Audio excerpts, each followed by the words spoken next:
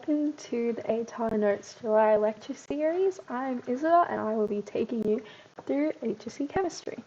So, let's get started. Ooh, that wasn't what we wanted, but that's okay. So hopefully I can teach you a little bit about HSC chemistry today. A little bit about me. I'm Isabel and I graduated in 2022. I do a Bachelor of Applied Science Exercise Physiology at Sydney Uni, and for the HSC I did 3-unit maths, English Advanced, Chem, Bio and Modern, and I ended up getting a band 6 in all of them. And my ATAR was 99.3. Fun fact, I was considering dropping Chem in year 12 but ended up keeping it because the main reason I wanted to drop it was I didn't know how to study for it, and I spent a lot of time studying and was not getting the results I wanted. But once I got into the groove of it and figured out what worked best for me and what gave the best results in chemistry specifically, I kept it because it ended up being one of my good subjects. And last but not least, a little bit of non-school facts about me.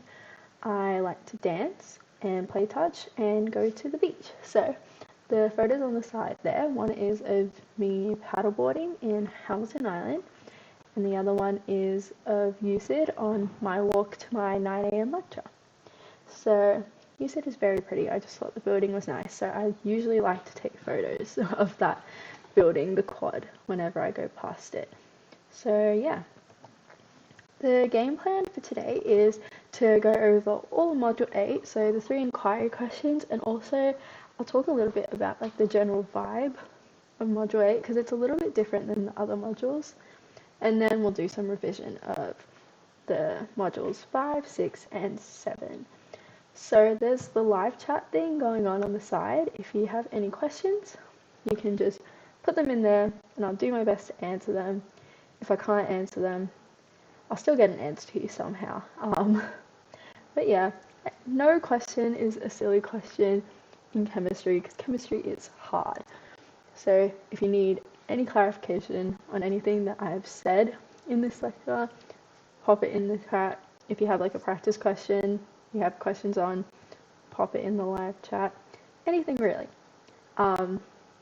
Yeah, I'm here to help, so use it. But yeah, that's pretty much what we'll do today. So as for the general vibe of Module 8, I'd say it's one of the harder modules that you have to do in Chem, mostly because of how dense it is and how diverse it is. So you've got skills, you've got memorization, and you've got just some theory content and evaluation that you have to do with the last inquiry question, which is very weird in my opinion. Chemical synthesis is a very strange inquiry question, and I'll talk about that later, but it requires skills in that you have to be able to read graphs. So for organic analysis, you have your IR spec, your mass spec, your NMR, all that stuff, but you also have your colorimetry, calibration curves, all that.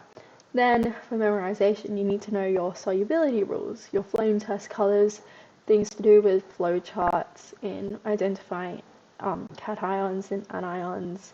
Some questions may even require you to know your colors of certain precipitates. So quite a bit to remember, but don't let it scare you because the good thing about Module 8 is a lot of it is just contextualizing stuff you've already learned in other modules, or just giving more in-depth, giving you more detail into what the other modules are talking about, or how we find out something that we learned in one of the other modules. So really all it takes is some practice and some getting used to, and you're good to go. So we'll start straight away with inorganic substances. So also, before I start with this, if you see me looking here at any point, that's because my monitor is here and that's where the slides are in big letters, and here is the camera. So I will be like, we'll work it out. But yeah, so here is the syllabus for inorganic substances. The main inquiry question is, how are the ions present in the environment identified and measured? So basically, you can break this down into 3 parts. The first part is monitoring the environment. This one's a really easy one. You just have to be able to articulate why we need to monitor the environment. Then the second one is qualitative investigations. This is figuring out what cation is it, what anion is it, based on primarily two things, the flame test and precipitation, but also complexation, which is a little bit tricky, but we'll get to that later. And then the last part is quantitative investigations, which is your gravimetric analysis, your precipitation titrations, colorimetry, UV vis spec, and AAS. So quite a lot to cover in this first inquiry question, but as you go through it, you'll see that a lot of it is stuff that you've heard of before, or just pretty self-explanatory stuff. So an example of the self-explanatory stuff is monitoring the environment. So this one is a pretty easy dot point to check off because it's a lot of common sense. So we need to monitor the environment because the environment is very important to both human health, also the health of different parts of our ecosystem. So for example, waterways, we need to make sure that they are not getting bombarded with toxic chemicals from nearby factories. We need to make sure that that water is still drinkable for resident wildlife and still usable for watering the crops that are grown in those nearby areas. So that's why it's important to monitor toxin levels in water. And yeah, just to prevent a buildup of toxic waste. So an example is lead. There was an issue in Japan where there was lead in waterways, got into the fish, and then when cats ate the fish, it caused the cats to have symptoms of lead poisoning because there was lead in the system of the fish. So it's just a cycle, basically. It interrupts how our ecosystems work. So it's really important that we prevent that buildup of toxic waste in the first place, and how we do that is by monitoring the environment. And then the other main example is the atmosphere. Again, it's pretty common sense because the atmosphere is the air we breathe, and we don't want the air that we breathe to be toxic for obvious reasons. But buildup of toxic chemicals not only can make it difficult to breathe, but can also cause acid rain, which has a bunch of other issues, not only for like humans, but for, again, like environments and plant and animal life. So it's very important that we monitor the atmosphere, particularly carbon monoxide and lead. So lead from leaded petrol, it can send, burning of leaded petrol can send lead particles into the atmosphere. And when that happens, if there's a buildup of lead in the atmosphere, we could get lead poisoning from just breathing, and we don't want that to happen. Lead poisoning is not fun for anyone, so that's why we need to monitor the environment. Basically, this whole dot point is just you being able to go, if we put toxins in vital sources of life, so water is very key to life, air is very key to life. If we put waste in that and put toxins in that, it's obviously going to have very negative impacts. So that's basically all you need to be able to say on this one. Another thing that comes under this is eutrophication. This one is a process that is really good to remember, just because it's very relevant and very easy to remember. Like it's while it is memorization, it does follow a very, very logical process that makes it super easy to remember. So first, what happens is that fertilizer runs off into waterways, and the nutrients from this promote algal bloom. That is the green stuff that is on top of the water. And then what happens is, you can see in that photo that the green stuff is quite dense, quite thick. So basically, we need to make sure that that doesn't happen, because if that does happen, then that blocks the sunlight from going into the water, and it prevents the plant matter in the water from being able to photosynthesize. When it's unable to photosynthesize, that plant matter dies and the decay uses up oxygen. The other thing about photosynthesis not occurring is that when photosynthesis doesn't occur, oxygen isn't being produced in the water, which means that there's less oxygen in the water from both decay and lack of photosynthesis, and therefore a lack of oxygen for the animal life in there, which causes like the fish to die, any other animal life in there to die. So it basically ruins the whole balance of that ecosystem. So it's super important that we monitor fertilizer levels, not just toxic chemicals in our environment. So that's basically the first dot point of the syllabus done. Moving on to the qualitative investigations, identifying cations and anions. We'll start with cations. So there are 3 ways that you can identify cations. It's the flame test, the precipitation reactions, and also complexation. For flame tests, really all it is being able to memorize the colors that go with what cation. So on the left, we have a list of the cations we're supposed to know, and so supposed to be able to identify. And then on the right, we've got some of the main colors. So barium is apple green, calcium is brick red, lead is white. Lead, I don't know if you've done a flame test before. You should have done one, but just like a side note about lead, if you're using an example in your exams, you should never use lead flame test as an example, because you should not be doing that in a classroom setting, because lead is toxic, as we know, and if we're spraying around lead or having lead just out in the open, it's not good. So when we're using flame tests as an example, we should use something like copper or calcium or barium or iron, not lead. Anyway, that's a side note. Copper has a blue-green flame, iron is a yellow flame. So whether you got a solid, put it on a little bit of one of those loops and then put it over the flame to get the color, or you sprayed a solution of it through a flame to get the color. In both ways, lead should not be used. The rest, it's fine to use them as an example, but basically just know those colors, know those ions, and that's basically all I could tell you about the flame tests. But yeah, just know the colors. That's really all that you can do for that.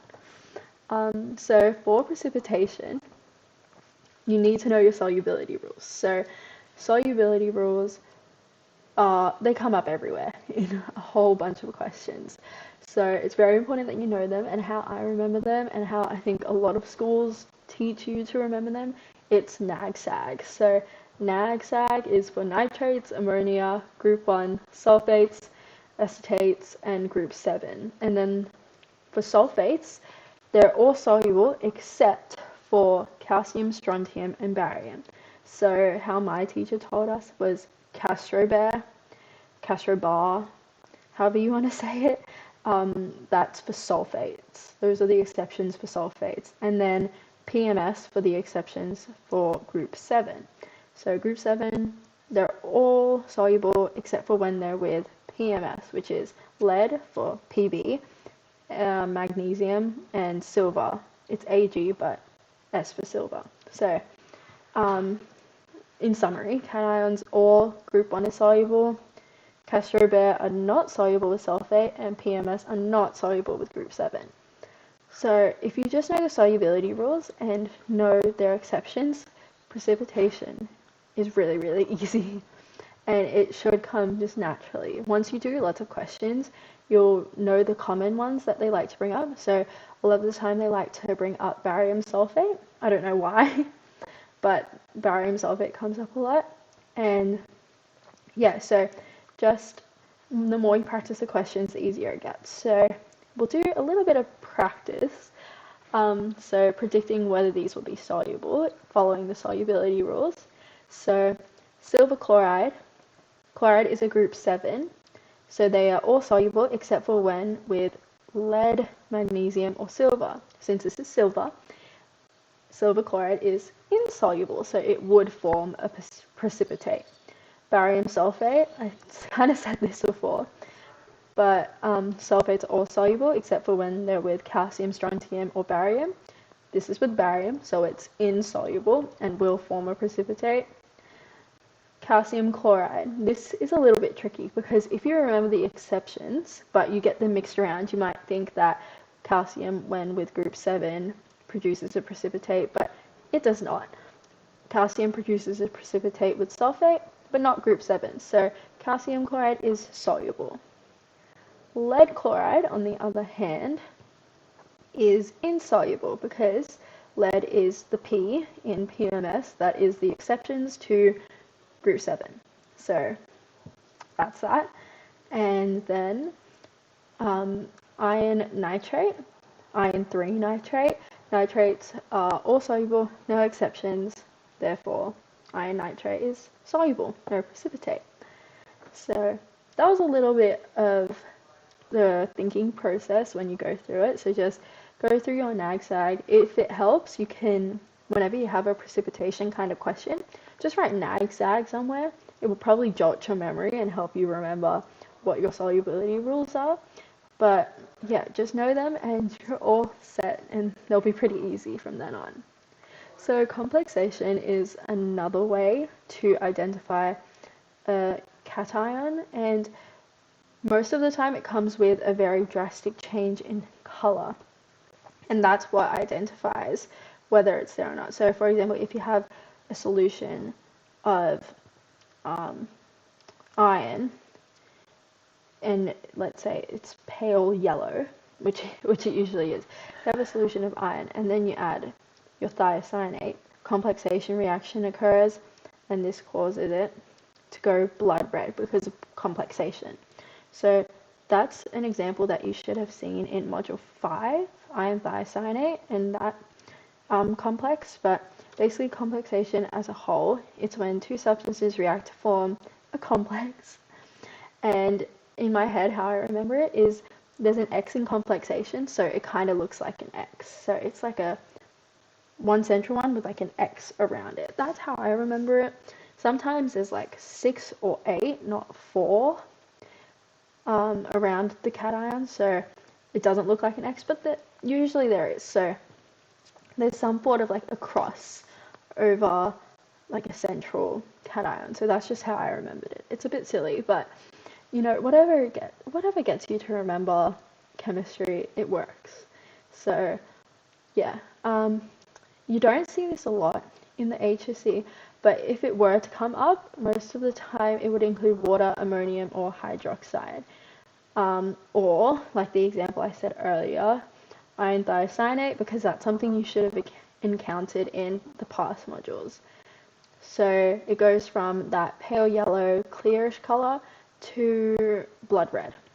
And that's how you know that complexation has occurred, and that's how you know that there are iron ions in the solution.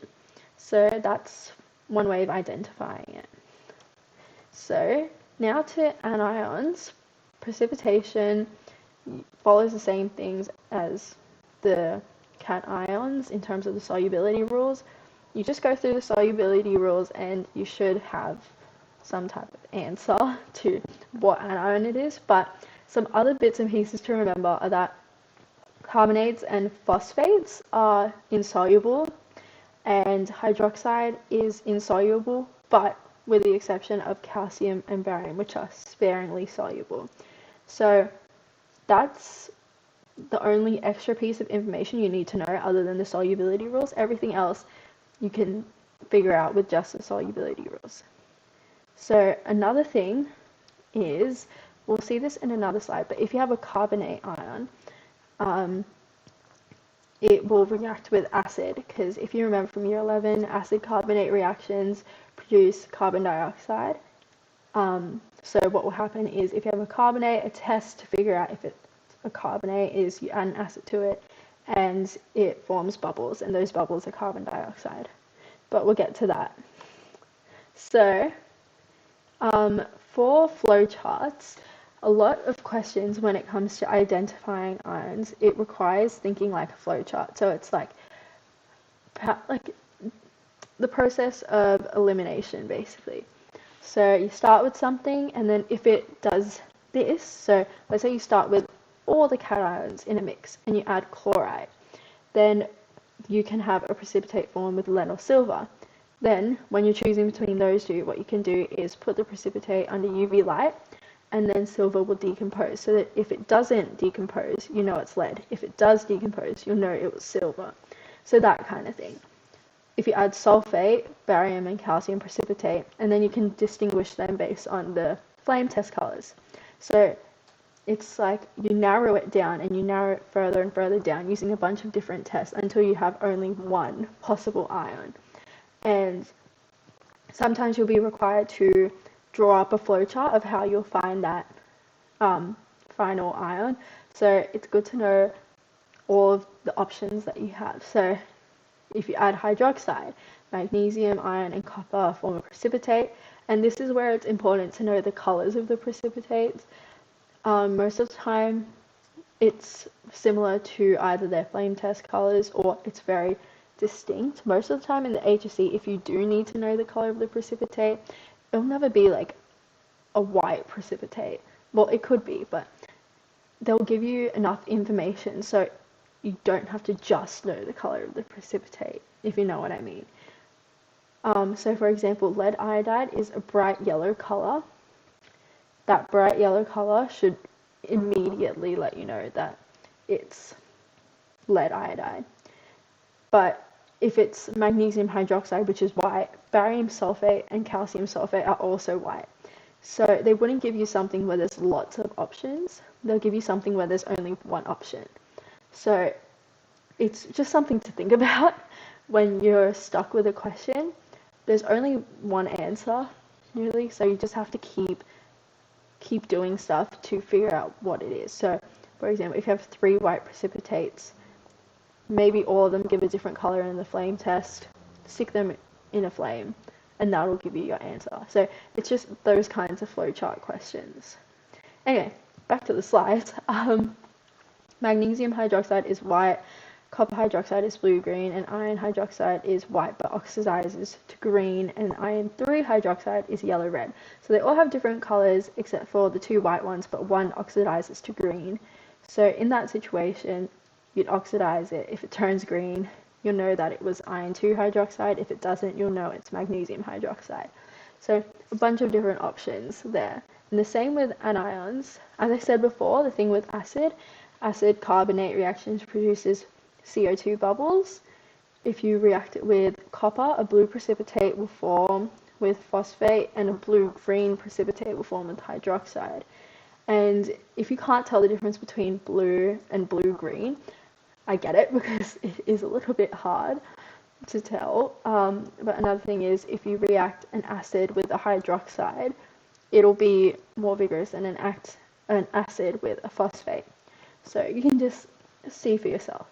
For barium, it'll form a white precipitate with sulfate, and lead, as I said before, a yellow precipitate with iodide, white precipitate with chloride or bromide.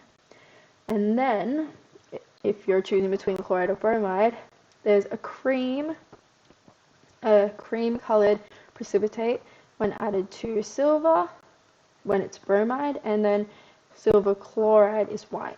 So again, you just need to just keep adding stuff until you narrow it down to one last one. So we'll do a couple of questions. This first one, if we read it, the student finds an unlabeled beaker. It's left over from a previous crack, so they deduce it must possess carbonate, sulfate, or chloride. They add nitric acid, they don't observe bubbles, then they add barium nitrate, and they observe a white precipitate.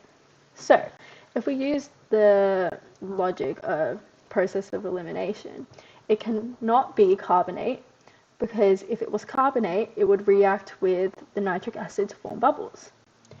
Then that leaves you with either sulfate or chloride.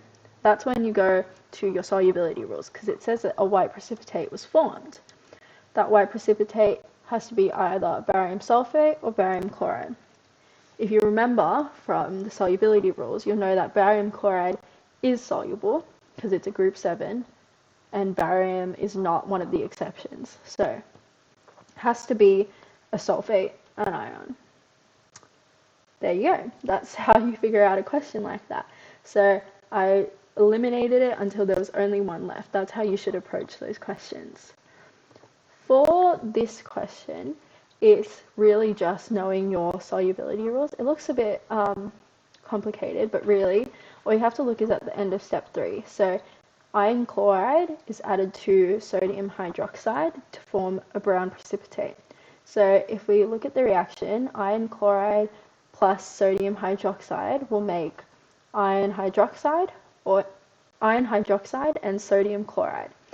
So we know sodium chloride is a group 7 anion and a group 1, so it's soluble. And we know that iron hydroxide is a hydroxide, which is insoluble. And iron is not one of those exceptions to hydroxides being insoluble, so therefore the brown precipitate has to be iron hydroxide. So again, just the process of elimination and using those solubility rules to find that final answer. But yeah, so that's that. So that finishes up the qualitative investigations, and now we're on to the quantitative investigations. So this is not just identifying, but being able to measure. And for gravimetric analysis and precipitation titrations, I'm not going to talk about them much because gravimetric analysis you should have done in year 11, and precipitation titrations follows the exact same process in calculations as normal titrations. In precipitation titrations, there's a bunch of different methods that you can use to do a precipitation titration, but generally the endpoint is where there's no more precipitate being formed. So when you approach these questions, it's really important that you're good with basic moles calculations, because that's where most people would go wrong in this situation.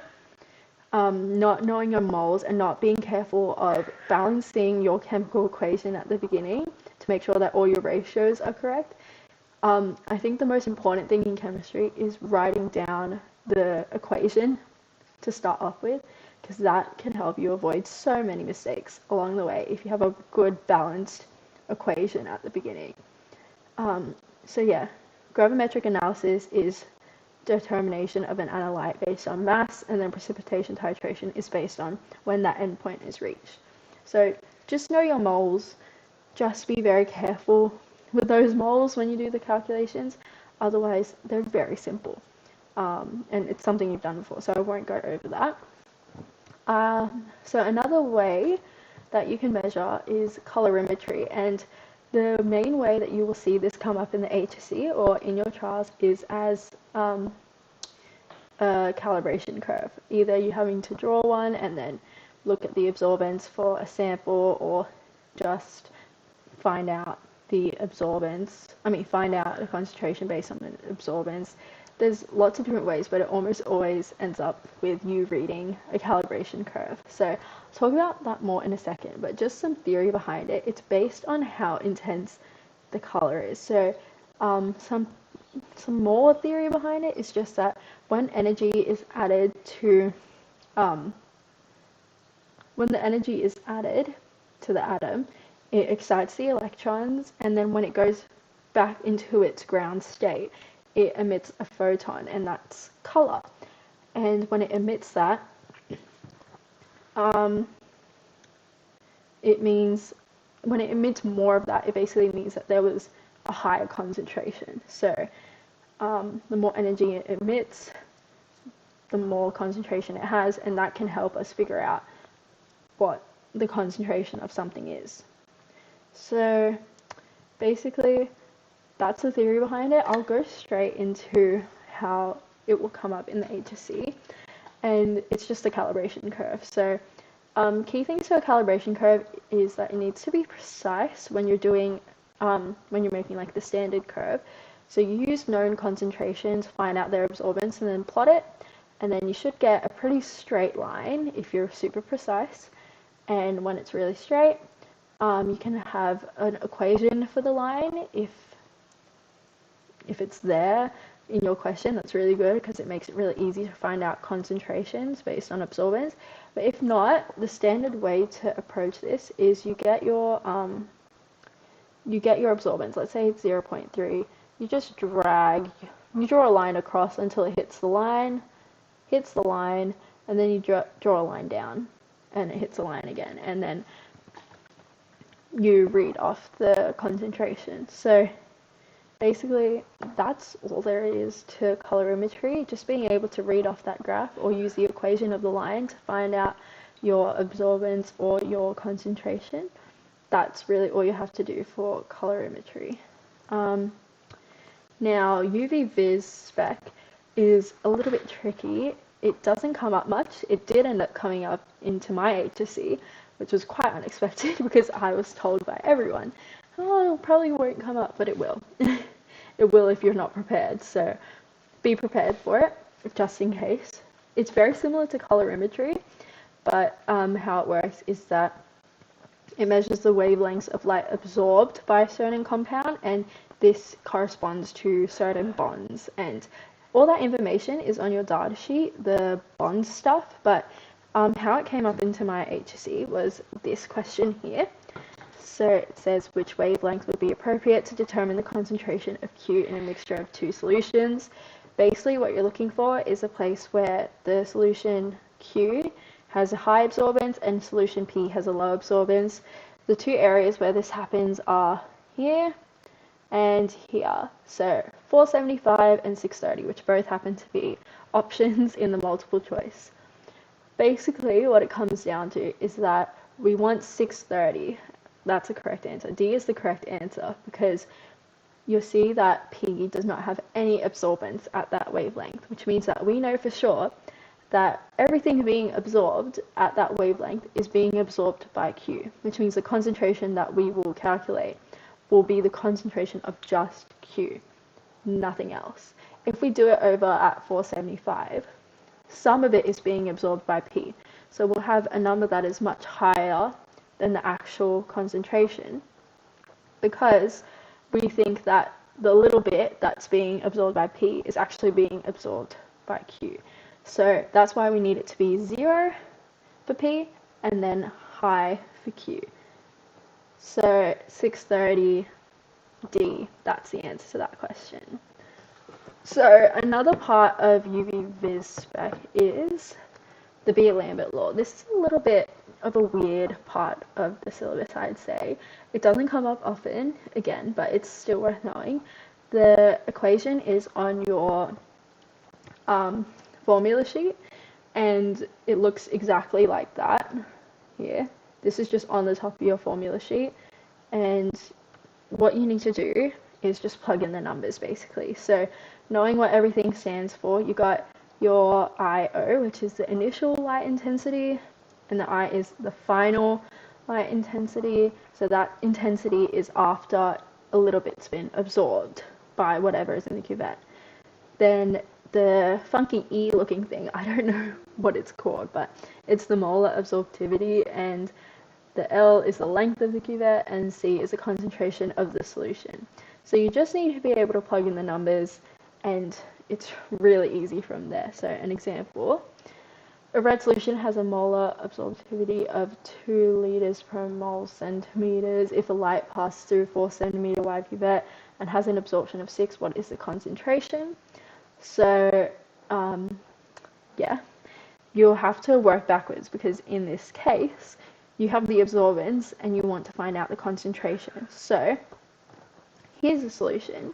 Absorbance is basically the 2 times the 4 times the mystery concentration, and that absorbance is equal to 6. Then 6 on 8 simplifies to 0.75, so the concentration is 0.75 moles. So that's basically how you use the Beer-Lambert law. You can also use it with the light intensity stuff, but I didn't have a practice question for that. So just know that the, if we go back, just know that the incident light is what goes on top and the transmitted light goes below it. So that's really all you need to know. Yeah, so we'll move on to AAS, so atomic absorption spectroscopy.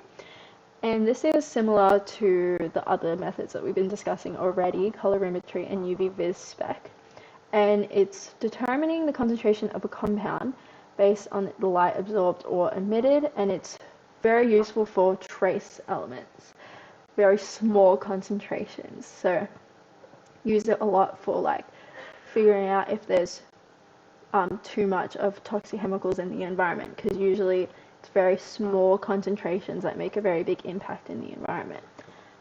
So the steps that it involves are, first off, the sample is vaporized, and then once it's vaporized, it has a cathode lamp light shone into it, and this goes to a detector, and this determines the amount of light absorbed by that vaporized substance. Then after this, it goes into a computer, which does all the tricky stuff. It just compares the absorbed light with the standard curve, and then it allows the concentrations of ions to be determined. So really the main steps is first it being vaporized, and then second the light being shone through it, and then third the detector. So those are the key things that you should remember for the process of AAS. That's what it looks like. So you've got the hollow cathode lamp, you've got the vaporized substance, you've got the monochromator and the detector, and then the computer, which does all the data processing. Okay, and then some examples are, or some examples of where it's been used is in South Australia to identify regions that were lacking in cobalt. And yeah, so basically it's just used to find and monitor trace elements, very small concentrations. If the concentration is too small, it won't show up, but like this can do pretty small concentrations. So it's good for finding those small concentrations. An example of putting all of this together is this question. So this is one of the sample HSC questions from NESA, and it uses complexation as its main thing, I guess. So if you look at the question, I'm going to read it, I guess, because I don't know. A colorimeter was used to calculate the percentage of iron. Tablet was dissolved and oxidized. That's the reaction. The resulting solution was made up to 200 milliliters with distilled water. Absorbance was 0.6105. That's a calibration curve. How much iron was in that tablet? Now, this would have sent me into a panic if I was in the HSC, because there is so much information being told to me. I've got some reaction that looks like complexation. I have 200 milliliters. I have an absorption. I have how much gram the tablet was originally. And then I've got this calibration curve. It's quite overwhelming, all of the stuff that's on the screen. But if you take it step by step, it's actually quite simple to figure out what's happening here. So the first thing that you would need to do is check that the equation is balanced. It is balanced, so you're all good to keep moving on to the next step, which is to ignore the 200 milliliters with distilled water for now. Just because that's something that comes up later. If you worry about it now, you're going to forget the main part of this, which is reading that calibration curve. So they were kind enough to give an equation for the calibration curve, and that is y equals 0.0111x. So if you use the absorbance, which is 0.6105, and you multiply and you divide that by 0.0111, you'll find that the concentration is 55.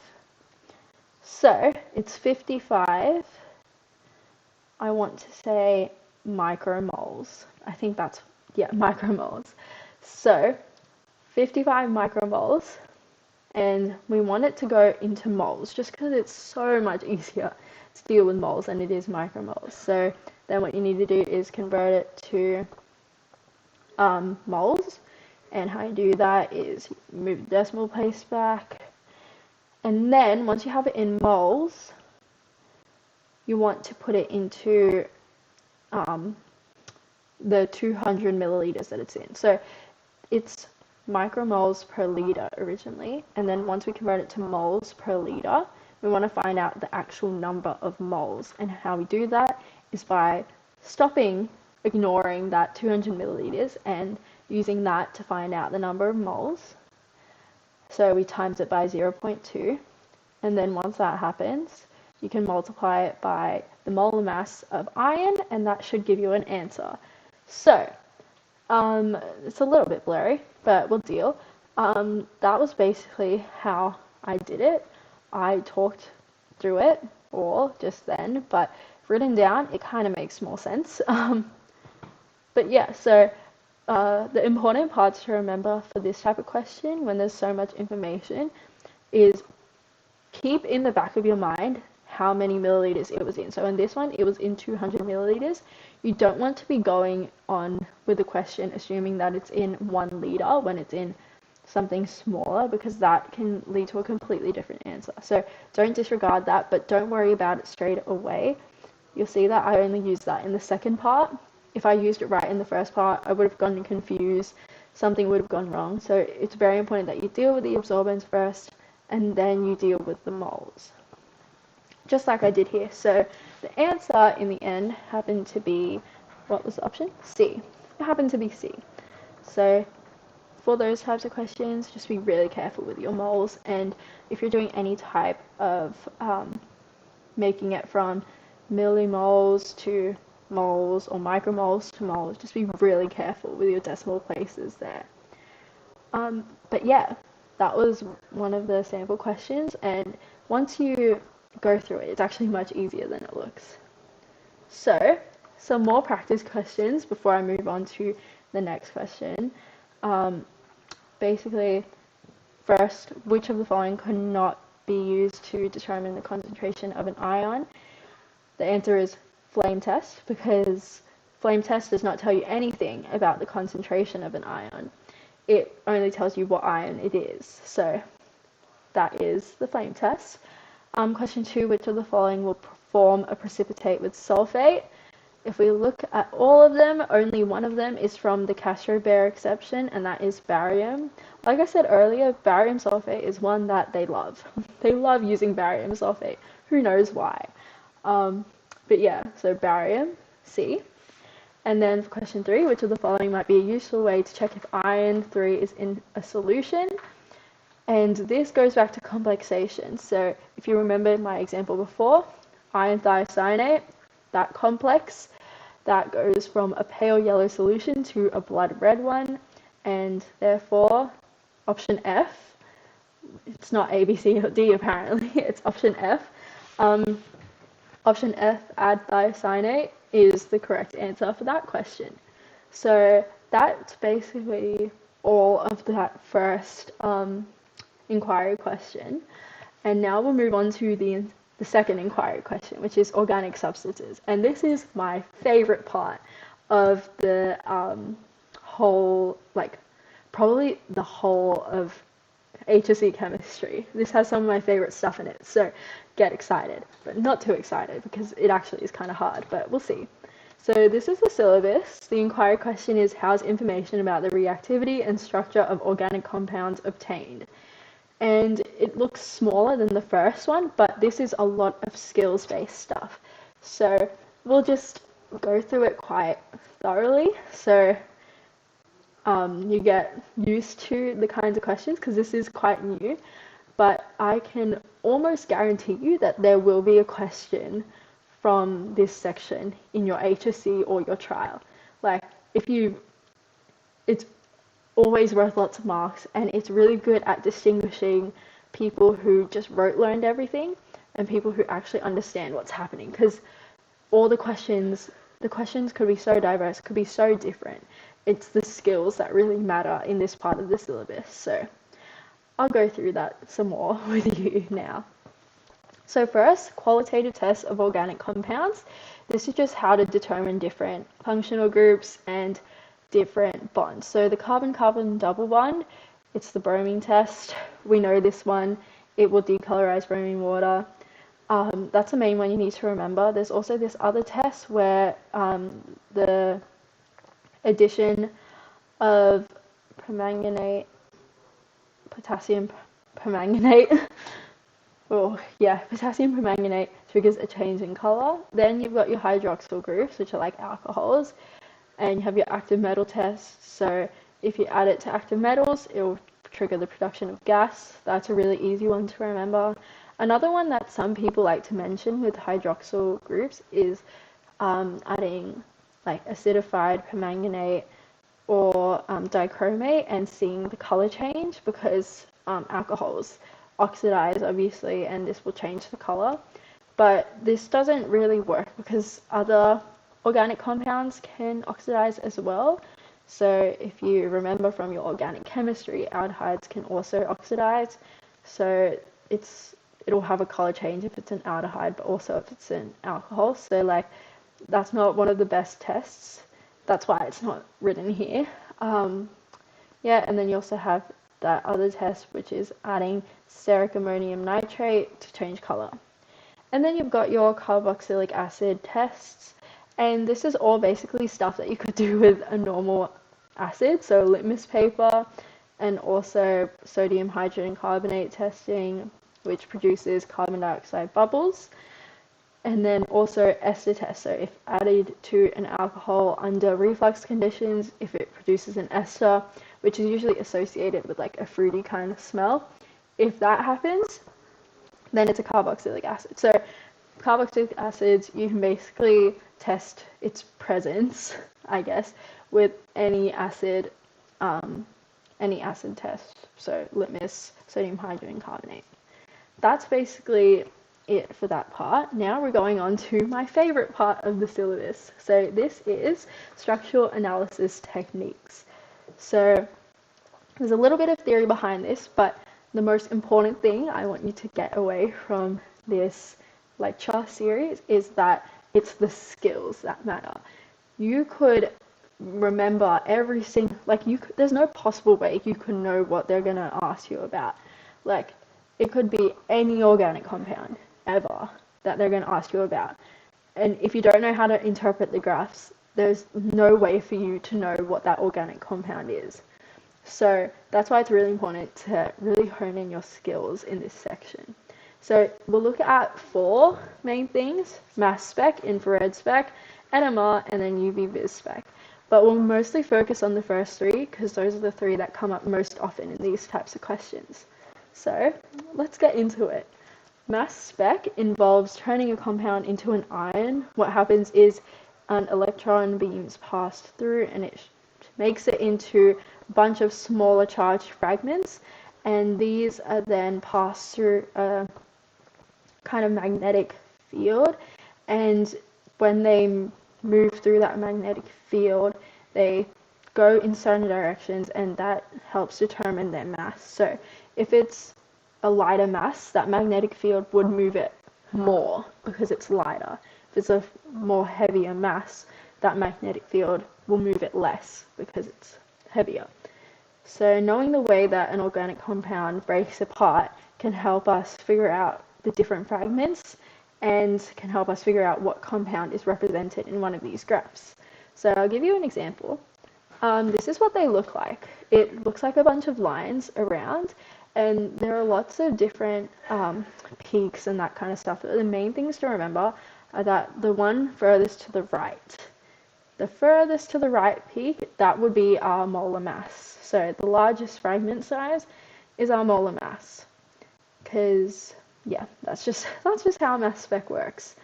Then the other lines are different fragments. So this one is the mass spec of pentane. So that 43, that really high peak there, that's 43.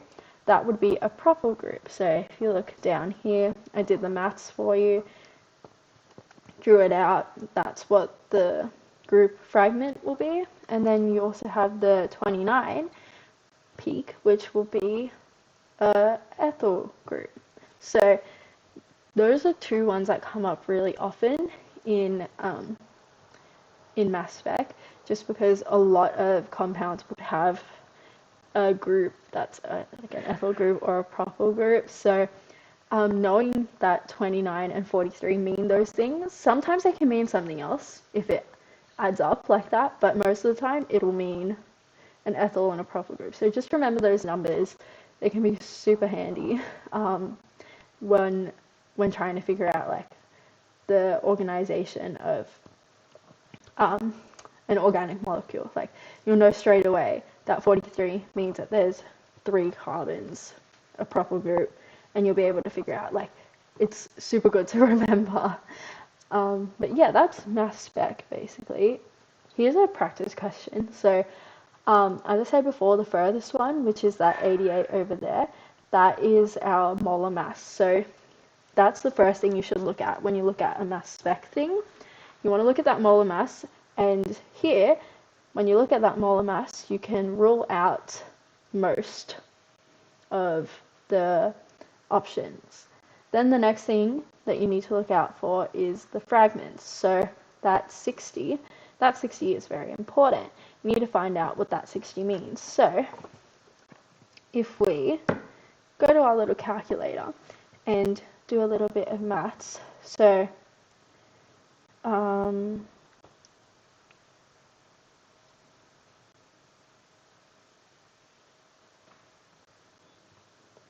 yeah, so when you go to your calculator, do a little bit of maths, you'll find out what all of those fragments mean. But basically, how I did this was 88 is either B or D, and D is iron sulfide. It cannot be mass spec'd because it doesn't fragment like that, so it has to be B. That's literally the way I did it. It's it's pretty easy to eliminate. So I eliminated A and C because it didn't add up to 88, and then iron sulfide is just impossible, so it has to be B. So that was like a really quick way to do it, but a lot of the time there will be like an obvious answer, and if not, then look at the fragments, look at what that 60 means, or that 27, or that 41. But yeah, that's all I really have to say about mass spec. Most of the time when you look at mass spec, you will be looking for that molar mass, and that can help a lot with determining how many carbons there are in a molecule. So yeah. Mass spec is often paired with IR spec. IR spec is for functional groups, determining what functional groups there are. So they store energy in the way that bonds vibrate, and when the infrared light strikes a molecule, it can be absorbed by these bonds, and it can cause them to move in a certain way before being re-emitted. And it's a similar idea to colorimetry, but basically we measure the wavelength of the lights that are absorbed, and this tells us what bonds were absorbing those. Yeah, what bonds are present. So I'll show you what it looks like. So on the left, that's basically what you get in your data sheet. So it has the wavelengths for different bonds, and then you'll be shown a graph that looks like this. So we call them peaks, those dips, even though when you think of a peak, you think of it going up and down. You call these peaks still, even though they're more like troughs.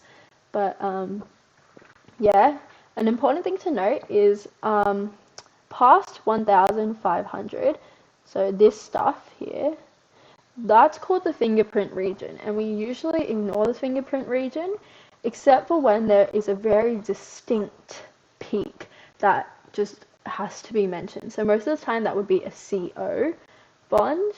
So when you see that distinct peak in the fingerprint region, that's the only time we can really read from it. All the other times we just ignore the fingerprint region and we focus more on the more defined peaks on the left hand side. So if we look at this what's it called? This IR spec here. We have that broad one, that broad peak here. And this looks like it's an alcohol. So it goes from 3230 to 3550. It sits on that range, and it's pretty broad, so I'd say that that's an alcohol. Then if we look at the one next to it, around 3000, it's probably going to be a CH bond because it sits in that range. So that means we have an alcohol, just a normal alcohol somewhere. We ignore the fingerprint region because then there's no big peak or anything happening on that side. It's just small peaks that are quite undefined. So we ignore that and we just take the information from this side. So the fact that there's probably an alcohol hydroxyl group and that there's CH bonds.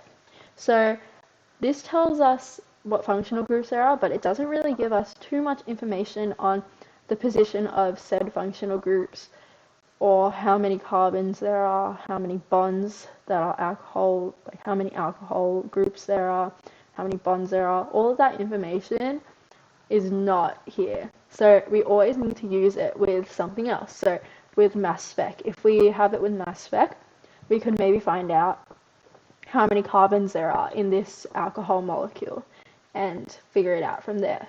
Or if we have it with HNMR and CNMR, we can find out exactly the position of the hydroxyl group and the exact number of hydrogens, carbons, all that stuff. So you never just look at an IR spec on its own.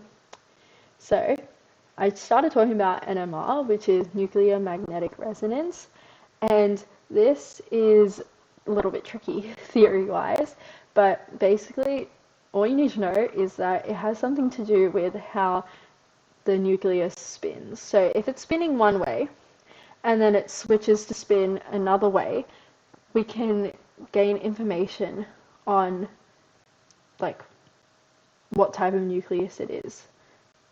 That's a really simplified way of saying it, but basically because of NMR, whether it's CNMR or HNMR, which are the two main ones that you'll get in the HSC, when it comes to it, all that it comes down to really is that it gives us a diagram that can tell us exactly where everything is. And I'll go through how to read those diagrams in a second, but you can, like, these are the make or break diagrams. If you have a question and it has mass spec, IR, and NMR, you could just read the NMR and you could probably figure it out with a little bit of help from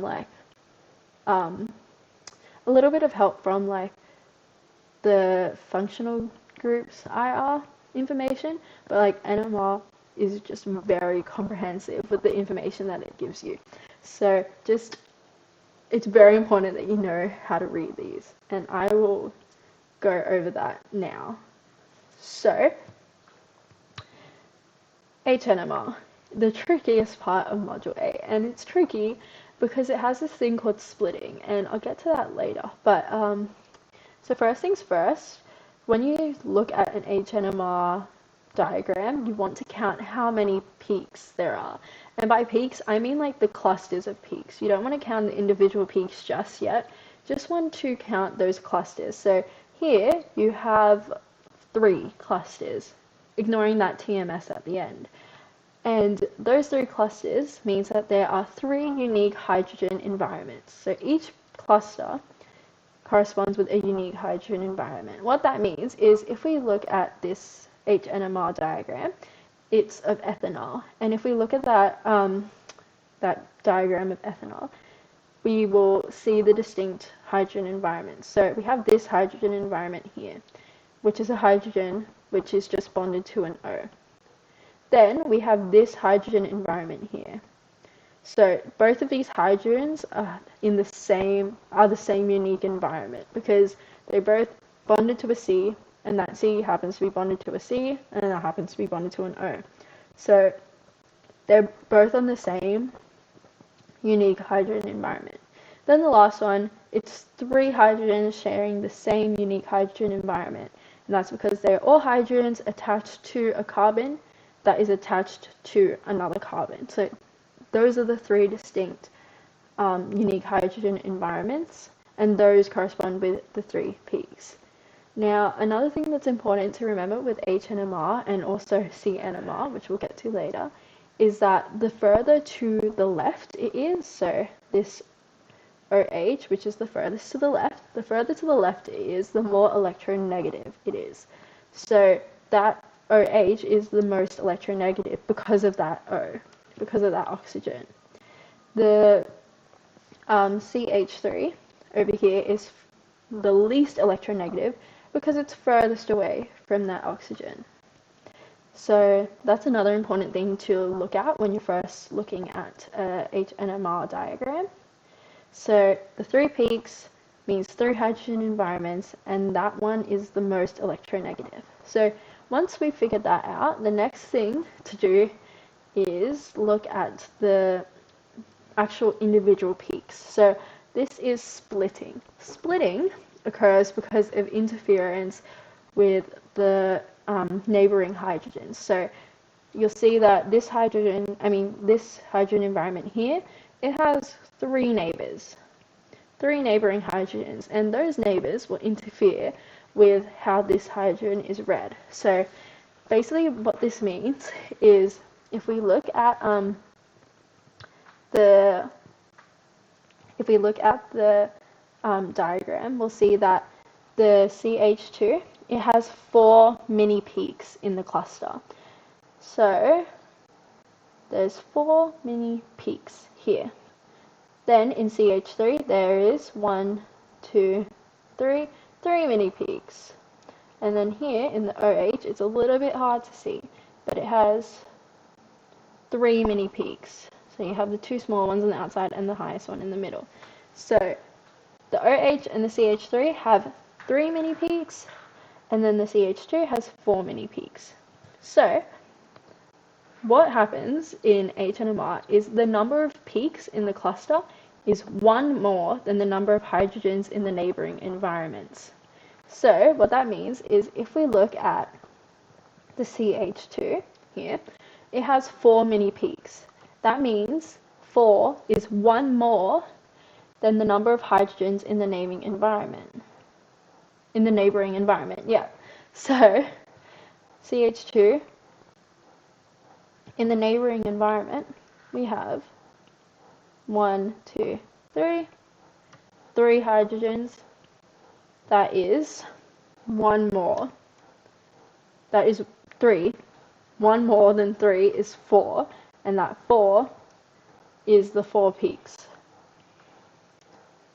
Does that make sense? So, like, there are 4 peaks, and in my head, 4 peaks means 3 gaps between. I like to count the gaps between. 3 gaps between means 3 neighboring hydrogens, which is 1, 2, 3. So that's that. Yeah, it's a little bit tricky to get your head around at first, but splitting is so important.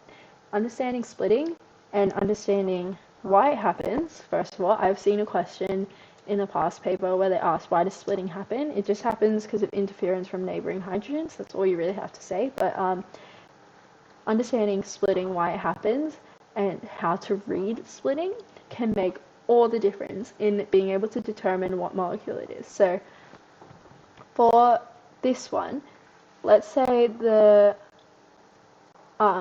let's look at the other splitting ones just to make it make more sense. So the CH3, 3 peaks, which means 2 gaps, which means CH3, there's 2 neighboring hydrogens. That's these 2, 1, 2, 2 neighboring hydrogens. Does that make sense? More sense, I guess. So yeah, you got the 2 gaps here, 1, 2, 2 gaps in the cluster of 3 peaks, and then that corresponds with 2 neighboring hydrogens. So I'll give you more practice on this. We'll do a couple of practice questions in a sec. But here's another example. So there are 3 unique hydrogen environments because there are 3 peaks. We have this peak here, and this peak here.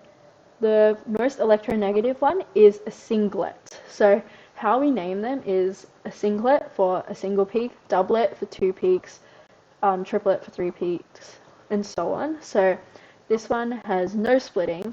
It's just 1 peak, not a cluster of small peaks, so this is a singlet. This one here, the least electronegative, has 3 mini peaks. So this one's a triplet, and so on. So there's no splitting, which means no neighboring hydrogens. So if we look at what the molecule is, which is here, which one has no neighboring hydrogen environments? Well, this one here has a neighboring hydrogen environment, which is this guy. And this guy has a neighboring hydrogen environment, which is this guy. So overall, this one has no neighboring hydrogen environments because it connects straight to an O, which connects straight to a C, and it has no hydrogens anywhere near there except for on that unique environment. So that singlet has to correspond with this group here.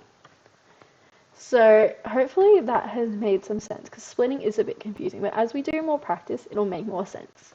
So now onto CNMR, which has no splitting, thank goodness. It's just an easier version of HNMR. And basically how we read this is instead of unique hydrogen environments, it's unique carbon environments. An important thing to remember, which I do think a lot of people get confused on, is just because it's a unique carbon environment, just because it's a unique carbon environment does not mean the number of unique environments corresponds to the number of carbon molecules. So sometimes you'll get a very symmetrical molecule. Let's take pentane, for example. Pentane has 5 carbons. So you've got 5 carbons just in a line, and that does not mean there are 5 unique carbon environments. There are actually only 3 unique carbon environments because it's symmetrical. You've got the 2 on the end, which are the same, 2, and then the 1 in the middle. So those are the 3 unique carbon environments of pentane. It's not 5. So sometimes the amount of unique carbon environments is less than the amount of carbon molecules. It's never going to be more. So it's read the same way as HNMR. The most left is the most electronegative, and it's electronegative because it's usually the most electronegative because it is bonded to an O or an N. So if we look at the diagram again, the most electronegative would be this carbon environment here. Then it would go here, and here, and then here. So those are our 4 unique carbon environments. The number of carbons in this molecule is the same as the number of unique carbon environments. So this is one of the ones where it's easy, but sometimes they like to trick you with symmetrical stuff. So just be careful with that. But yeah, so CNMR read the same way as HNMR, just no splitting, which makes it so easy to read. So just count the unique carbon environments by counting the number of peaks, and then go from there. So a practice time, it's a CNMR spectrum, and what gives rise to this spectrum. So if we look, you'll see there are 2 peaks, which means that there are 2 unique carbon environments. 2 unique carbon environments means that it cannot be, let's look. Okay, so if we have 1,2-dichloroethane, that is 1 unique carbon environment because it's symmetrical. If we look at D, 1,2-dichloropropane, this would be 3 different carbon environments. So that is also out of the question. If we look at chloroethane, you have the 2 C's, and then you have one of them with chloride on it, and the other one is just full of H's. That has 2 unique carbon environments, because one carbon has a Cl attached, and the other carbon just has 3 H's attached. So that's in the running. Then, if you have B, which is 1-chloropropane, you have 3 carbons, and one of them has a chloride on it, and then 2 hydrogens. One of them has 2 hydrogens on it, and one of them has 3 hydrogens on it. All of those are different, so those are 3 distinct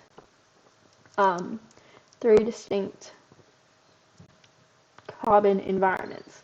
So the only answer to this could be A, chloroethane. So the best way to approach these questions is drawing out all of the options and then going through them and cancelling it out. So if you draw all of them, you'll notice that only one of them has 2 unique carbon environments, and that's your answer. So yeah, just draw them out. That's the way to do organic chemistry. Just draw it a bunch of times and then you'll be able to figure it out. So that's CNMR. If we go back to UV Vispec, it's not directly mentioned in the syllabus, but you can also use it to determine some of the bonds. And you get a list on your data sheet, which is just there, and that kind of shows what wavelengths correspond with what bonds. The word chromophore could be a little bit confusing if you're seeing it for the first time in an exam, so just for context, it's a specific bond that produces a particular color, and you just use the formula sheet to figure out the answer. I have never come across a question where it has needed me to use that section of the formula sheet, but who knows, maybe this year will be the year they decide to chuck something in there like that. But yeah, you can just read it like how we read it before for that practice question with the concentrations. Very similar, except for this time you're paying more attention to what the wavelengths mean in terms of which bonds they correspond to. So, I'll give you this other practice question, and we'll go through this in quite a bit of detail because this is what your HSC question would probably look like, or your trial question would probably look like.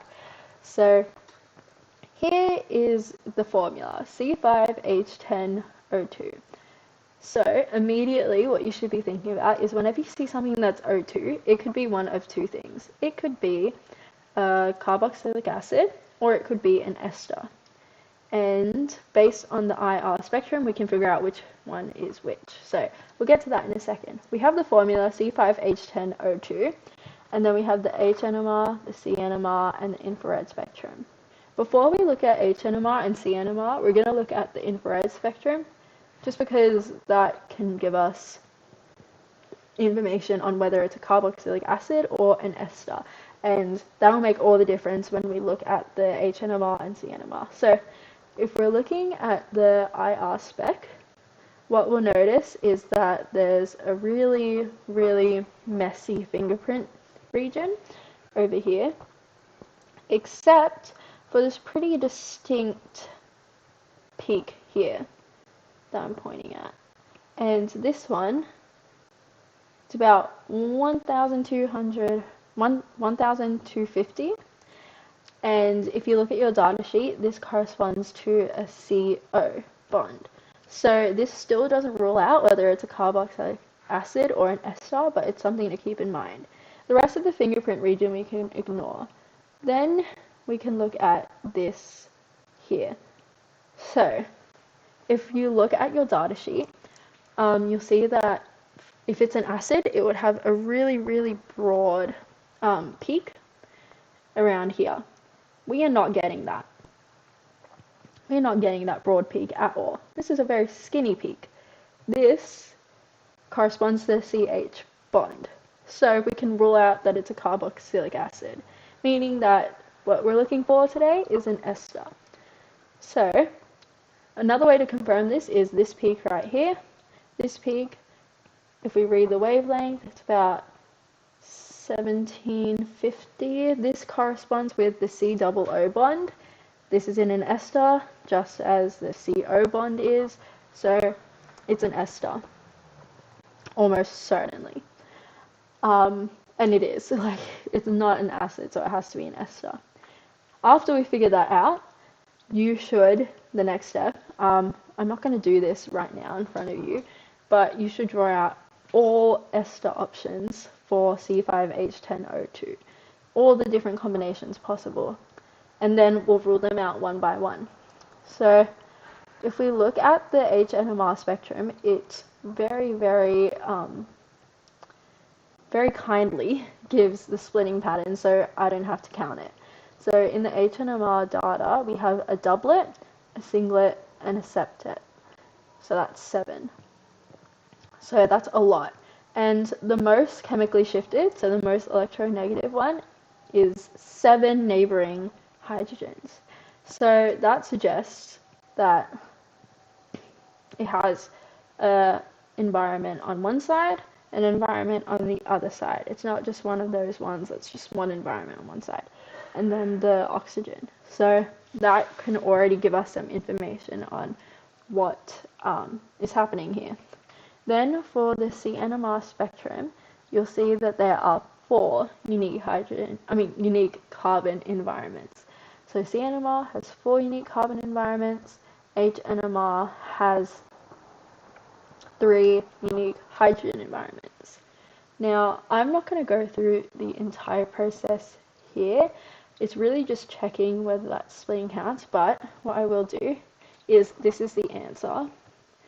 So I'll explain which parts of the molecule go with which sets of the data. So obviously it's an ester. I'm not going to name it because naming esters is confusing. Anyway, so we have this. Basically, if we look at the CNMR spectrum first, we'll see that there are 4, and here we can count 4 unique carbon environments. So first we have this one. This one is just a C that's connected to another C that's connected to 2 O's. So that's 1. This is another unique carbon environment here. This, pretty self-explanatory, another unique carbon environment. This here is another unique carbon environment. And these 2 are the same carbon environment. If we think of the symmetry, it doesn't look like it's the same one here, but if this was written on top here, then you'll see that they're the exact same carbon environment. They're the exact same carbon environment. So that's something to remember there. Now, if we look at the most chemically shifted hydrogen, the most chemically shifted hydrogen would be this hydrogen here. That hydrogen in there is connected to a carbon that's connected to an oxygen, and then another oxygen here. So it will be the most chemically shifted. And we can see that that hydrogen has 2 neighbors, and those neighbors have 3 hydrogens each. So that's 6 hydrogen neighbors in total. Those 6 hydrogen neighbors, if you add 1, that's 7, which means there should be a septet. And that's exactly what we have as our most chemically shifted. So there's 7 peaks at the most chemically shifted cluster, and that means 6 neighbors, and that's what this hydrogen environment has. 6 neighbors for the 7 peaks. It's a little bit confusing, I know, but the number of peaks is 1 more than the number of neighbors. So the number of peaks, 7, is 1 more than the number of neighbors, 6. Sorry if that kind of confused you, but just remember, number of peaks, 1 more than number of neighbors. Okay, so if we go to the next most chemically shifted, it's a singlet, which means there are no neighbors, and that means it's this one here. This one has no neighbors whatsoever, because it's connected to a carbon that has no hydrogens on it, connected to an oxygen. There's no neighbors for this one. And it's the next most chemically shifted because it's closer to the oxygens than these ones are. Then, our last hydrogen environment, these ones here. So these two groups have the same unique hydrogen environment, again because of the symmetry. And these 2 have 1 neighbor, 1 shared neighbor, and it's this single hydrogen. One hydrogen neighbor means that there should be 2 peaks, and there are, because it's a doublet. So that's the reasoning, and basically that's what you need to do in the HSC. So you basically just use the information, write all the possible ones down, and then just cross them off. Process of elimination is the best way to do it. Just go through all of the options and then find one that fits everything exactly. If something doesn't fit exactly, it's not correct. Because that's something that I did. I found an option that fit kind of like 50%, I'd say 80%. It fit everything but one section of the splitting. And I was like, oh, surely it was just a mistake on my end with counting the splitting. Surely this is right. But no. it was wrong. I put the barium in the wrong spot, or the chloride or something like that in the wrong spot. So it was completely wrong. But yeah, it's just really important to be careful with the splitting, because that tells you exactly where everything is. So that brings us to the next part of this, which is the final inquiry question, chemical synthesis and design. So chemical synthesis and design, it's a very small little inquiry question. What are the implications for society of chemical synthesis and design? But it's a very strange inquiry question, and I will go through why. It's because it's basically evaluating, and it's very difficult to think of questions for this, example practice questions for this. I got one in my HSC that was kind of a curveball, but I'll go through that later. Basically, the factors that you need to consider are availability of reagents, reaction conditions, yield and purity, industrial uses, environmental, social, and economic issues. And things to keep in the back of your mind when you're going through chemical synthesis and design is Le Chatelier's principle, which is important because when we talk about yield and reaction conditions, this is key to figuring out what gives you the highest yield and what best reaction conditions are they. And then necessary reaction conditions for organic reactions. For example, if you need catalysts, if you need it to be in the presence of, let's say, acidified permanganate, reflux conditions, all of that kind of stuff. Like if there needs to be dilute sulfuric acid, things like that, you need to know. And then monitoring and managing chemical reactions. So this goes back to our monitoring the waterways and all that kind of thing. If it produces toxic waste, so let's say that the industrial process that you're doing ends up in the formation of carbon monoxide that you'll just release into the atmosphere, is that the best synthesis chemical design? Probably not. So you need to find ways to use up those toxic chemicals or prevent them from being just released out into who knows where. So we'll go through each of these factors individually. The overarching, I guess, process that you should think about when doing this part of the syllabus is the Haber process, or the Haber-Bosch process. So that's the equation for it. Know that equation off by heart. Know that it's exothermic, and know that it requires an ion catalyst, and that the best reaction conditions for it are low temperature, high pressure.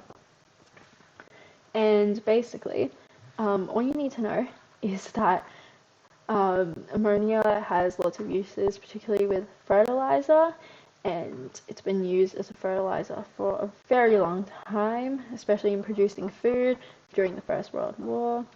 And yeah, so if you know that it's exothermic, ion catalyst, low temperature, high pressure, know the equation, know that it can be used as a fertilizer, and that's it. That's all you need to know about the Haber process, and you'll be able to evaluate it. So first factor that it said to go through was the availability of reagents, and this is important, and it also ties into environmental factors.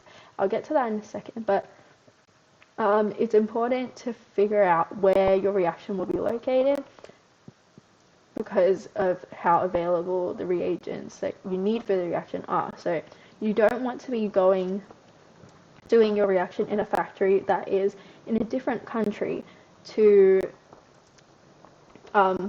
wherever the reagents are, because then you'll have to spend money on importing those reagents, and spending that money is not good economically for your chemical synthesis design.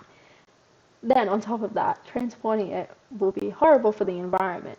Think truckloads of whatever you're transporting, all that emissions. Like, there's so many things that could be reduced, your environmental impact and your economic costs. All of that can be reduced by choosing a reaction and a reagent that are close together. So keep that in mind. An example is polyethylene from ethylene. It can be sourced from biomass and fossil fuel sources. And obviously, this will depend on location and availability, so choosing a place where you'll have that availability is important. And in ammonia, nitric acid used to be used to get nitrogen, so they went through another chemical reaction to produce nitrogen from nitric acid, and in doing this they could make ammonia through the Haber process. But the important thing was that that first reaction to get nitrogen was something that you would evaluate when you talk about the availability of reagents, because it wasn't the reagent, nitrogen was not readily available. You'd have to do other processes, which would cost money, cost time, all that stuff. So something to keep in mind. Next thing is reaction conditions and yield. So it's important to consider what reaction conditions will best will cause the best yield, and also the best reaction rate, because you want it to go fast. So you'll often think of this with collision theory and Le Chatelier's principles. So ammonia production through the Haber process is exothermic, and when it's exothermic, it means that it works best in terms of yield at lower temperatures. So that lower temperature is not good in terms of reaction rate. That means the rate of reaction will be quite slow. So you have to compromise between wanting that great yield but also wanting the fast reaction rate. Then basically another thing to consider is that high pressure, which is favored for the Haber process in Le Chatelier's principles, that is super important to consider, because high pressure is expensive. High pressure is so expensive. So you don't want to be spending that money. You want to make a compromise, and that's why the overall reaction conditions are 400 degrees Celsius and 100 newtons. I mean, not 100 newtons. 100 MPa. Why do I not know what that means? 100 MPa, yeah. And another thing to consider is if it requires a catalyst. The Haber process requires an iron catalyst, so that would increase the reaction rate, drive it forward. Another thing is that during the Haber process, what happens is the gas ammonia that is produced is changed into a liquid and collected as a liquid basically immediately. And then once it does this, it's removed. And once it's removed from the system, this will cause Le Chatelier's principle to work. And when it does this, once it works, it'll basically just like shift right to produce more yield. So Le Chatelier's principle is really important. It just helps you figure out what reaction conditions are best to produce the best yield. Okay, so the next thing is yield and purity. So the quality of reagents, and also whether or not another product is made in the process. If another product is made, it's important that you find a way to remove that so that it still has high purity. For example, when synthesizing something by a hydration reaction, there are other products. So you want to make sure that those products do not affect the yield or purity, that you get rid of those products in some way, shape, or form. Another thing is with the Haber process specifically, gas molecules are filtered to remove contaminants which may damage the catalyst, and this may decrease the purity. So all things to consider while going through and evaluating chemical synthesis. Another thing is industrial uses. Basically, if there's no use for whatever you're synthesizing, it's not worth making it. So another thing is if it requires high purity, then you'll need to consider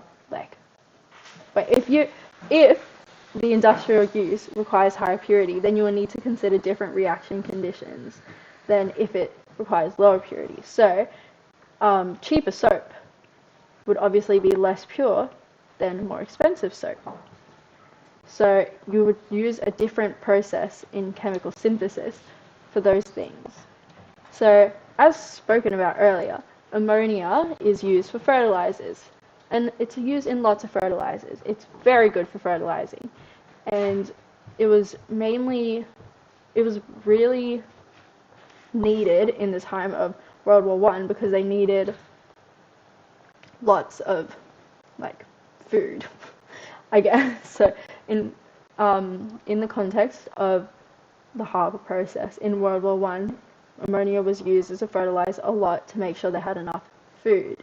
And the harbour process is thereby driven to be as economical and widespread as possible, because during the war, obviously, they're spending so much money on the war and on the fighting, they don't have money to spare on making sure that they could have a very, very expensive synthesis. They needed a cheap synthesis design, if that makes sense. They needed it to be cheap.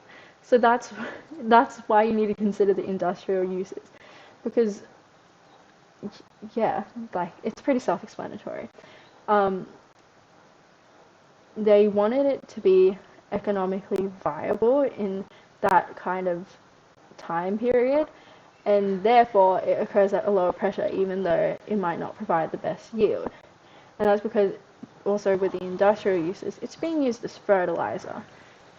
Like the purity doesn't matter too much because it's fertilizer, and at the time it didn't matter too much because they really just wanted fertilizer to be able to just grow food for the soldiers. Like they weren't really picky about that kind of stuff. So that's just something that you need to consider. Next is environmental, social, and economic factors. So yeah, this kind of ties in with everything else, like I said, about the cost of transporting it if your reagents aren't available in a close by area. Also, like the emissions of transportation and social concerns, animal welfare, all those kinds of things. It's pretty self-explanatory. It's just you need to make sure that you're not harming the environment. Let's go back to my example of carbon monoxide. If your synthesis process requires you to release a ton of carbon monoxide into the environment, you're not only killing the atmosphere, you can also have very substantial impacts on animal life and human life. And so is that really ethical? That's something that you have to ask yourself when doing chemical synthesis and design. You don't want to be producing toxic waste. You want to be able to remove that and be able to use it for something else. So what made the harbour process successful was that it used less power, less complex equipment, cheaper reagents. It was so much better than other nitrogen fixing processes, and in the context of the war, it was so useful as well. And on top of that, it's like the economic part is really important in the war. As a modern history student, this is very like what I used to talk about. But anyway, the main thing is consider the environmental, social, and economic factors. There's really not much I can say about it, because when you get a question about this in the HSC, it's going to be something like the question I got in the HSC, which we'll go through in a second. It's never going to be something super specific. It will be evaluating, and you just need to know things like Le Chatelier's principles, what environmental, social, economic factors means, what availability of reagents means. You just need to know what it means, and then we'll get to the evaluation stuff in a second. So, okay, we'll get to the evaluation stuff in a second. It's coming up in the PowerPoint. First, we'll do these revision questions for 8.2. So this is a HNMR diagram. It has 4 clusters. Those 4 clusters means 4 unique hydrogen environments. If you look at the drawings for the 4 molecules on the side, you'll see that there are, most of them have more than 4 hydrogen environments. So if we look at A, this is a hydrogen environment, this is a hydrogen environment, this one is one, this one is one, and this one is one. So that's 5 unique hydrogen environments. That's more than 4. If we look here, this is a unique one, this is a unique one, this is a unique one, this is a unique one, and this is a unique one. That is 1, 2, 3, 4, 5. That is 5. That is more than 4. If we look at C, these two are the same. This is the same. So that's 1, that's 2, that's 3, and that's 4. So therefore we have 4 unique hydrogen environments. And that means that C is what we're looking at here for the HNMR. If we look at this, which is a CNMR diagram, you have your, again, 2 unique carbon environments. And which of these has 2 unique carbon environments? So we start at the top. This has 3 unique carbon environments. This one here, and this one here. This one has 2 unique carbon environments. Let's keep that in mind, because maybe there's another one with 2 unique carbon environments. C has 1 unique carbon environment, because this is symmetrical. This is the same. And same with D. So B is our answer here. Okay? Now, this is revision for naming the unknown compound. This is a past HSC question. Basically, if we look at this, we ignore the fingerprint region. First, we should look at mass spec. We'll see that the molar mass is 86, and we should keep that in mind. Then we'll figure out how many carbons there are based on that. Then we've got the infrared spectrum. If we look, you'll see that there is a C double O bond and a CH bond. This could mean multiple things. An aldehyde or a ketone.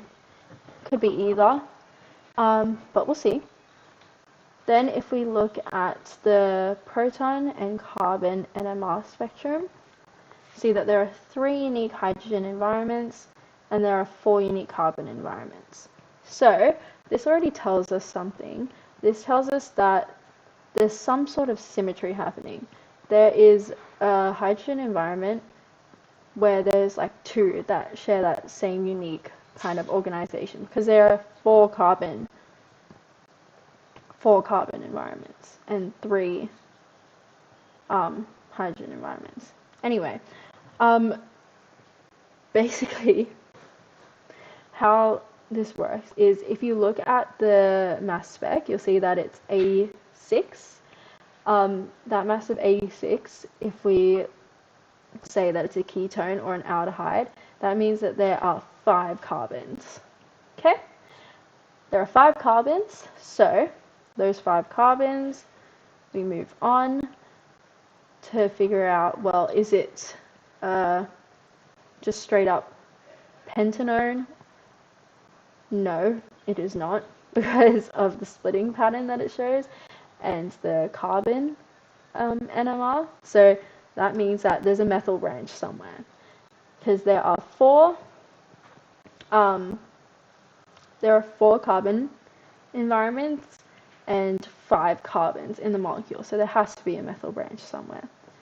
And basically, you look at the proton NMR, you have one most chemically shifted, which has 6 neighbors. You have one that's the next chemically shifted, it has no neighbors. And then there is a doublet at the end, 1 neighbor. So all of this really comes down to, oh, I didn't have the answer up, but I will tell you the answer. It's 3-methylbutane-2-one. So if you draw that out, you'll see that it all works out to be like corresponding to these what are they called? Diagrams. You'll see that it all works out to correspond with these diagrams. But again, how you approach these is just draw it up and then it'll make sense. Now, back to the chemical synthesis thing. This was from the 2022 HSC, and I did panic when I saw it because it was 8 marks for something that I did not spend that much time on. So basically, analyze how a student could design a chemical synthesis process to be undertaken in the school lab and then relate it to an organic compound with a chemical equation and refer to these things. So I chose esterification because I knew those reaction conditions really well. So I could easily talk about the reflux conditions, the sulfuric acid that was needed, also that heat was needed. You do it on the in heat. It needs to be heated up because it needs to be vaporized, I guess. Anyway, so reaction conditions for esterification are quite clear, and you should know that from organic chemistry.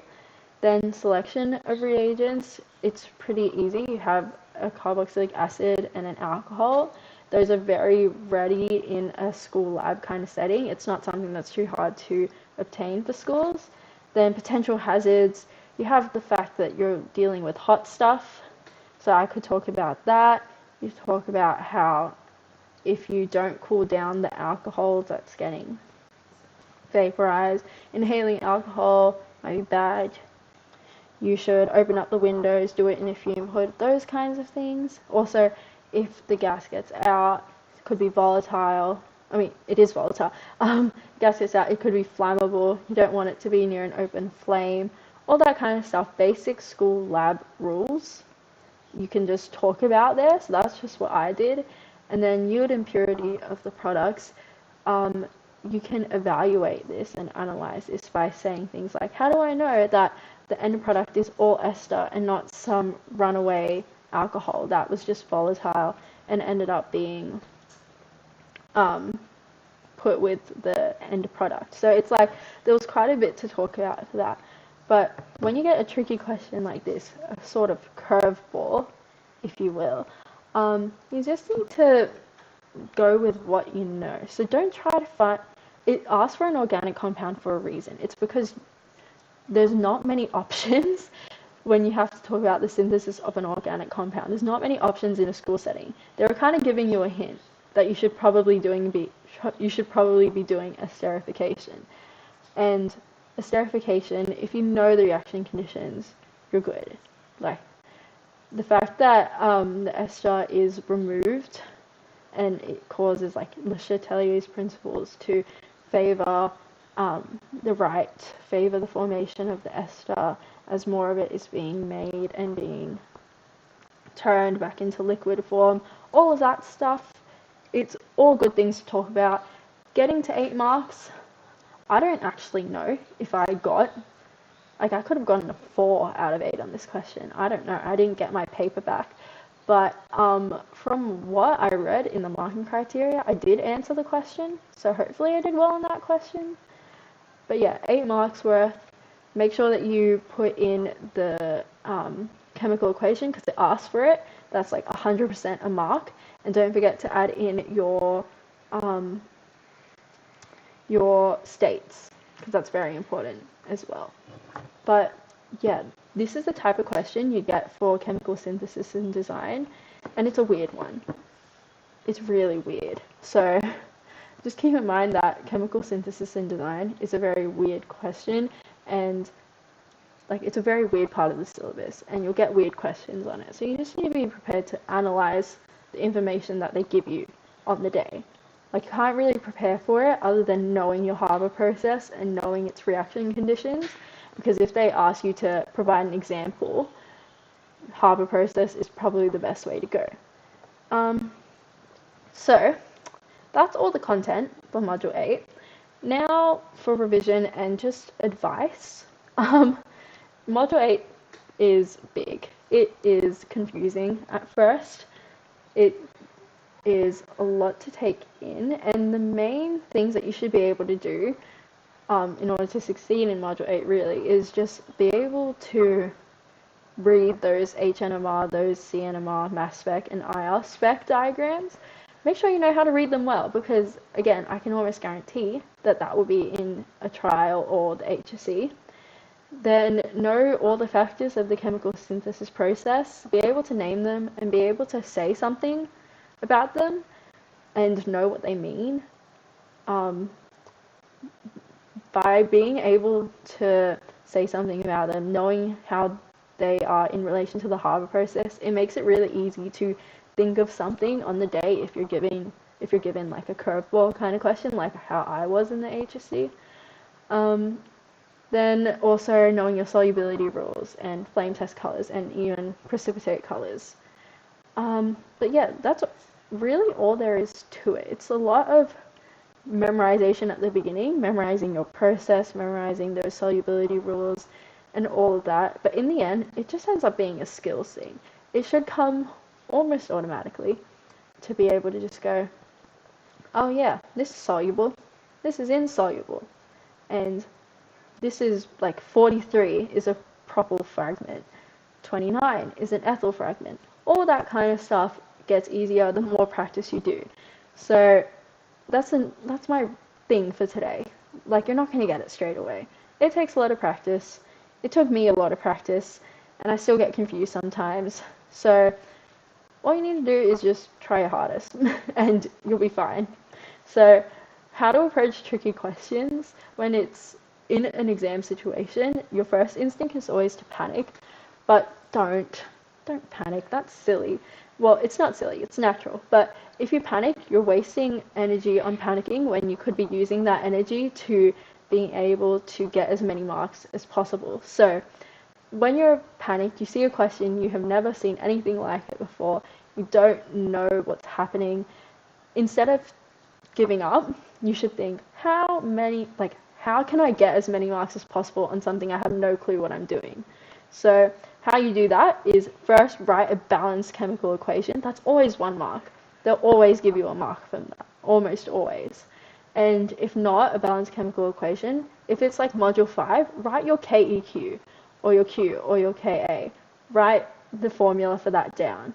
If you're having something to do with mod 5 or equilibrium in general, just do a rice table. They love rice tables. It shows that you tried, and they'll probably give you some marks for some like relevant working out or just like trying working out. Like, so the markers aren't there to make you feel bad about yourself. They're there to give you as many marks as possible if they can. So just write something down. Don't leave anything blank. That's a waste. If you are a little bit confused, you can ask yourself these questions. So you need to ask yourself, what information am I given? What am I trying to find out? So if you're trying to find out moles or mass, you'll do 2 very different approaches. Well, not really. You'd find out moles first and then just convert it to mass. But you need to remember like what you're doing, what the goal is. And then another easy thing to do is figure out what module it's from or what topic it's from. So if you see that equilibrium sign, you know it's equilibrium. You know that it's probably a rice table. So you draw a rice table. And if it's not equilibrium and it doesn't look like it's organic chemistry and it's not acids and bases, it's probably some weird part of module 8 or some weird cross-module question. Really, when you're in that situation, just find the moles of stuff. That was a trick that I used. I just found the moles of everything, the moles of whatever they gave me, and then I would just write it down. And then if it didn't come to me then how to do the question, I'd just leave it all there and I would get some marks still because they were happy that I found the moles of something. So relevant working is a word that they use in the HSC marking, and that is a very broad term, and you can easily get marks for relevant working. So you should always try to do that. So some overall advice about the HSC is, first of all, that burnout is so real. It's still real, and you should not let it ruin high school. Because, you know, the HSC, it's fine, but there's other stuff that's going to happen in your life. Like, don't let it ruin high school. That's so sad. that's just, don't let that happen. But yeah, do stuff that you enjoy, or better yet, plan something cool to do after the HSC so that you have something to look forward to. I went to Queensland, so that was fun. I was looking forward to that all throughout my HSC. And yeah, that's basically it. Don't stress out too much. Find a way to de-stress. It's different for everyone. Just don't make the HSC ruin your life, basically, because it's not that serious. Well, it is serious, but it's not that serious. If getting into uni is stressing you out, from someone who didn't get their first preference, know that there are so many pathways. Like, you can go so many different ways to get to one spot. Like, let's say, let's do a little, like, analogy, a little example. If there's a road closure and you're trying to get home and there's a road closure, you don't just give up going home because the road is closed. You just go on a detour and you go a longer way. So you still get home. You just do it some way you wouldn't usually do it. It's like that. You'll get there eventually. It just might take longer. Anyway, that was a side note. Yeah, so basically, if you don't know by now what study methods work best for you, then that's something you should try do. Try find the best study methods for you. Active recall is more important than any note-taking you'll ever do. So practice questions, flashcards, anything like that. That'll help you so much more than just writing a bunch of pretty notes. Another thing is fix your sleep schedule. Sleep is so important. And also, if you get a bad mark in your trial, know that it's because trials are on purpose really hard. They're trying to mess with you in trials, because it's better that you make mistakes in trials than if you make mistakes in the HSC. So if you get a bad trial mark, or just a trial mark you wish you did better on, just learn from your mistakes, move on. There's nothing you can do, really. Just catalog where you made those mistakes, take note of them, and then just do your very best to make sure that those mistakes never happen again. So in my trial, I found out that I'm really bad at rice tables, and then I got really good at rice tables for the HSC because I didn't want to mess them up again. So yeah, we'll do a quick practice of the other modules now, and then we'll be done. So for this is module 7, and it's name the following compounds. So A, we have a carbon-carbon double bond, and we have a random F. So we deal with the F second to the carbon-carbon double bond. So we say that it's without the F. If it was no F there, we'd have prop-1-ene. And because the F is on the third carbon, we have 3-fluoro-prop-1-ene. For B, we have multiple functional groups one. Multiple functional groups is kind of hard because you need to remember which functional group takes priority.